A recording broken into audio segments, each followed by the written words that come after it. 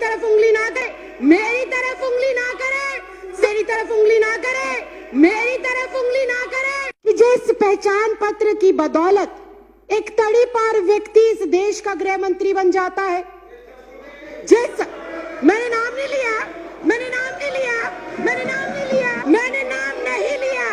आप अपना भाषण जारी रखिए ना। मैंने नाम नहीं लिया। जिस पहचान पत्र की बदौलत एक आम साधारण नागरिक एक तड़ीपार को चुनकर देश का गृह मंत्री बना सकता है। आगे बढ़िए। एक चाय वाला, एक चाय वाला, एक चाय वाला, एक चाय वाला, एक चाय वाला, एक चाय वाला इस लोकतंत्र के अंदर एक वोट के अधिकार से सीधा चाय वाले से प्रधानमंत्री बन जाता है। उस वोटर आईडी कार्ड की कोई अहमियत नहीं। क्या बात करते हो? तड़ीपार कौन है? तड़ीपार कौन है? तड़ीपार कौन है? चाय वाला कौन है? तड़ीपार कौन है? तड़ीपार कौन है? चाय वाला कौन है? मैंने कुछ नहीं कहा, मैंने किसी का नाम भी नहीं लिया। आप क्यों इतना आग बबूला हो रहे हैं? इतना आग बबूला क्यों हो रहे हैं? इतनी गर्माहट क्यों? इतनी गर्माहट क्यों? क्यों इतनी मिर्ची लग गई? क्यों इतनी मिर्ची लग गई? आपको इतनी दिक्कत क्या हो गई? आपको इतनी परेशानी क्या हो गई? प्रधानमंत्री अपने माता पिता का जन्म प्रमाण पत्र दिखा पाएंगे क्या? हमारे देश के माननीय गृह मंत्री अपने माँ बाप का जन्म प्रमाण पत्र दिखा पाएंगे क्या? राष्ट्रपति अपने माँ बाप का जन्म प्रमाण पत्र दिखा पाएंगे क्या? आरएसएस प्रमुख मोहन भागवत अपने माँ बाप का प्रमाण पत्र दिखा पाएंगे क्या? उन्हें डिटेंशन सेंटर भेजा जाएगा? अगर वो लोग डिटेंशन सेंटर नहीं जाएंगे तो इस देश का आम गरीब मजलूब परिवार का सदस्य क्यों डिटेंशन सेंटर जाएगा? किस देश के अंदर इस समय कैसी सरकार चल रही है जो बहुत कंफ्यूज है, जो बहुत अज्ञानी तरीके से, अनजान तरीके से, उसे पता ही नहीं है कि देश को किस ओर लेकर जाना है, देश के लिए क्या जरूरी है, देश के लिए कौन से मुद्दे महत्वपूर्ण हैं, देश के लिए कौन से कानून महत्वपूर्ण हैं। उनको इस चीज की बिल्कुल जानकारी नहीं है। बहुत ही अजीब से लोग इस देश के केंद्र की सत्ता के ऊपर बैठकर अजीबोगरीब फैसले ले रहे हैं। जो इस देश में अभी तक विदेशी कहे जा रहे हैं उनको ये नागरिकता दे रहे हैं बिना किसी कॉमा फुल स्टॉप के। और इस देश के अंदर जो सदियों से, दशकों से रह रहे हैं उनको ये कहते हैं कि अगर तुम इस देश के नागरिक हो तो तुम्हें कागजात देने पड़ेंगे, तुम्हें प्रूफ करना पड़ेगा कि तुम इस देश के नागरिक हो। ये अजीब विडंबना है।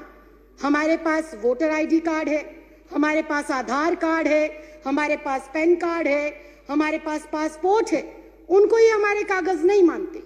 जिस वोटर आईडी कार्ड से इनको सत्ता में चुनकर भेजा गया, जिस वोटर आईडी कार्ड से ग्राम पंचायत हो, निगम का चुनाव हो, विधानसभा का चुनाव हो या देश की सर्वोच्च संस्था लोकसभा का चुनाव हो, जिस वोटर आईडी से देश के 128 करोड़ लोग इनको चुनकर भेजते हैं, उस वोटर आईडी कार्ड को भी ये हमारा सबूत के तौर पर मानने को तैयार नहीं।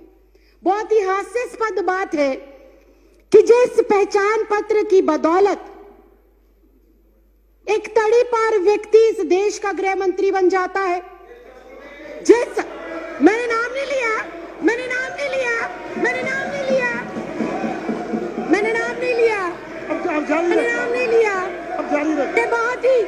ये बहुत ही हास्यास्पद है, ये बहुत ही हास्यास्पद है। ये ऑन रिकॉर्ड है, ये ऑन रिकॉर्ड है, ये ऑन रिकॉर्ड है, ये ऑन रिकॉर्ड है। मैंने नाम नहीं लिया।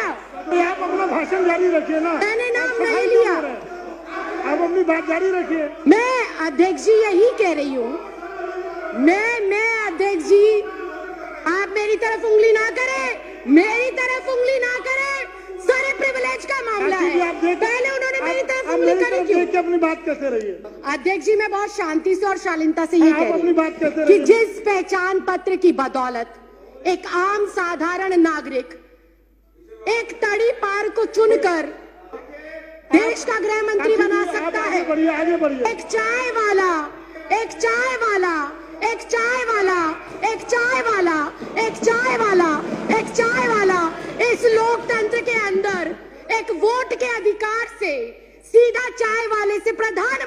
बन जाता है, उस वोटर आईडी कार्ड की कोई अहमियत नहीं। क्या बात करते हो, क्या बात करते हो? और मैंने किसी का नाम नहीं लिया। आपको कोई आपत्ति है? आप माननीय अध्यक्ष जी से बात करें। आपको कोई आपत्ति है? आप माननीय अध्यक्ष जी। तड़ीपार कौन है? तड़ीपार कौन है? तड़ीपार कौन है? चाय वाला कौन है? तड़ीपार कौन है? तड़ीपार कौन है? चाय वाला कौन है? मैंने कुछ नहीं कहा, मैंने किसी का नाम भी नहीं लिया। आप क्यों इतना आग बबूला हो रहे हैं? इतना आग बबूला क्यों हो रहे हैं? इतनी गर्माहट क्यों? इतनी गर्माहट क्यों? क्यों इतनी मिर्ची लग गई? क्यों इतनी मिर्ची लग गई? आपको इतनी दिक्कत क्या हो गई?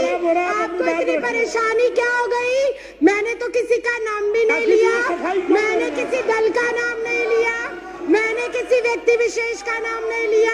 राखी जी, आप अपनी बात पूरी करिए। राखी जी, आप उधर इशारा मत करिए। नहीं, मैं समय कट करके बैठा रहा हूँ। आप इशारा करके बात मत करिए। मैं अध्यक्ष जी, आप मुझसे 2 मिनट के अंदर, आप कोई सफाई ना, लेकिन अगर विपक्ष ऐसे टीका टिप्पणी करेगा, आप बोलते रहिए ना। विपक्ष टीका टिप्पणी करेगा, कैसे चलेगा? आप बोलते रहिए। अनुशासन नाम की चीज है, आप बोलते रहिए ना। आपको किसने? अनुशासन नाम की चीज है, आप उन्हें अनुशासन सिखाइए। करिए प्लीज। मैं अध्यक्ष जी 3 मिनट के अंदर, महज 3 मिनट के अंदर अपनी जो मेरा संदेह है और जो मेरे सवाल है और जो मेरा विचार है, मैं वो आपके सामने रख रही हूँ। मैं अपने बातों को दोबारा रिपीट करती हूँ कि जब एक मतदाता, राखी जी, मैं दोबारा रिपीट करने की इजाजत नहीं दे रहा। जब एक मतदाता अपने मतदान का प्रयोग कर कर मेरे जैसी एक साधारण सी लड़की, 25 गज में रहने वाली लड़की को लोकतंत्र के इतने बड़े मंदिर में भेजता है, तो वो सबसे बड़ा प्रूफ होना चाहिए। बाबा साहब भीमराव अंबेडकर ने वोट डालने का अधिकार सबको दिया, और वो वोट डालने का अधिकार इस बात को सिद्ध करता है कि हम इस भारत देश के नागरिक हैं। मैं सिर्फ इतना कहना चाहती हूं कि 1989 से पहले कानूनन ऐसी कोई प्रतिबद्धता, ऐसी कोई मजबूरी या अनिवार्य नहीं था कि एक कोई भी जो बच्चा पैदा होगा, जो भी व्यक्ति जन्म लेगा, उसका जन्म प्रमाण पत्र बनाया जाए। ऐसी कोई पॉलिसी नहीं थी। जब ऐसी पॉलिसी पहले नहीं थी तो मुझे समझ नहीं आता एनपीआर, एनआरसी और सीए के लिए माँ बाप का जन्म प्रमाण पत्र हो अनिवार्य, ये किस बिहाफ पर लिखा गया, ये बिल्कुल समझ के परे। और फिर एक बार फिर से विपक्ष को हो सकता है मेरी बातों से आघात पहुंचे, लेकिन ये कटु सत्य है कि अगर ये कंपलसरी है कि एनपीआर, एनआरसी और सीए के लिए अपने अपने माता पिता का जन्म प्रमाण पत्र दिखाना जरूरी है, तो क्या हमारे देश के माननीय प्रधानमंत्री अपने माता पिता का जन्म प्रमाण पत्र दिखा पाएंगे? क्या हमारे देश के माननीय गृह मंत्री अपने माँ बाप का जन्म प्रमाण पत्र दिखा पाएंगे? क्या हमारे इस देश के रक्षा मंत्री, हमारे जो ये एनसीआर, एनपीआर और सीए है, इसके माध्यम से अपने माँ बाप का जन्म प्रमाण पत्र दिखा पाएंगे? क्या इस देश के माननीय राष्ट्रपति अपने माँ बाप का जन्म प्रमाण पत्र दिखा पाएंगे? क्या आरएसएस प्रमुख मोहन भागवत अपने माँ बाप का प्रमाण पत्र दिखा पाएंगे? क्या श्री एल.के. आडवाणी जी अपने माँ बाप का प्रमाण पत्र दिखा पाएंगे? या माननीय अध्यक्ष महोदय आप स्वयं अपने माँ बाप का प्रमाण पत्र दिखा पाएंगे? अगर ये संभव नहीं है, अगर ये संभव नहीं है, अगर ये संभव नहीं है, अगर ये संभव नहीं है, अगर ये संभव नहीं है, राखी जी, अगर ये संभव नहीं है, तो मैं माननीय अध्यक्ष महोदय सिर्फ इतना कहना चाहती हूं कि जब बीजेपी का शीर्ष नेतृत्व, केंद्र में बैठे मंत्रिमंडल, प्रधानमंत्री, गृह मंत्री अपने माँ बाप का बर्थ सर्टिफिकेट नहीं दिखा सकते, तो क्या उन्हें, मैं कंक्लूड ही कर रही हूँ सर, क्या उन्हें डिटेंशन सेंटर भेजा जाएगा? अगर वो लोग डिटेंशन सेंटर नहीं जाएंगे तो इस देश का आम गरीब मजलूब परिवार का सदस्य क्यों डिटेंशन सेंटर जाएगा? ये सवाल आज इस लोकतंत्र के मंदिर में मैं आपके माध्यम से केंद्र सरकार से पूछना चाहती हूँ। अध्यक्ष जी, मुझे 2 मिनट दे दीजिए, मैं अपनी बात को खत्म कर रही हूँ। अध्यक्ष जी, मुझे ऐसा लगता है कि एनपीआर, एनआरसी और सीए महज देश की जनता को भटकाने के लिए एक हथियार के रूप में केंद्र सरकार आजमा रही है और भटकाना चाहती है वो अपनी नाकामियों से जनता को। नोटबंदी से देश को भटकाना चाहती है, जीएसटी की जो अभी मार पड़ी है व्यापारियों के ऊपर उससे देश की जनता को वो भटकाना चाहती है। बेरोजगारी जो पिछले 45 सालों के अंदर सर्वोपरि आंकड़ा इस साल में आया है उससे देश की जनता को भटकाने के लिए हथियार के रूप में इसका प्रयोग हो रहा है। राइफल सौदा हो गया, दलितों पर अत्याचार हो गया, अर्थव्यवस्था किस तरह से चरमराई हुई है। अध्यक्ष जी मैं एक लाइन कहकर सर मैं भी रिक्वेस्ट कर रही हूँ, फाइनल क्लोजिंग लाइन कहकर मैं जो है अपनी बात को विराम देती हूँ कि अध्यक्ष जी ये जो भाजपा सरकार है ये एक संकीर्ण मानसिकता की सरकार है। इस सरकार को जब से ये अस्तित्व में आई है किसान सड़कों पर है, छात्र सड़कों पर है, महिला सड़कों पर है, पुरुष सड़कों पर है, दलित सड़कों पर है, वकील सड़कों पर है, डॉक्टर सड़कों पर है, इंजीनियर सड़कों पर है। ये सरकार नहीं संविधान विरोधी लोग हैं और एनपीआर, सीए और एनआरसी को लाकर ये वोट के अधिकार को खत्म करना चाहते हैं और अपना एकाधिकार स्थापित कर कर लोगों को उनके अधिकारों से वंचित रखना चाहते हैं।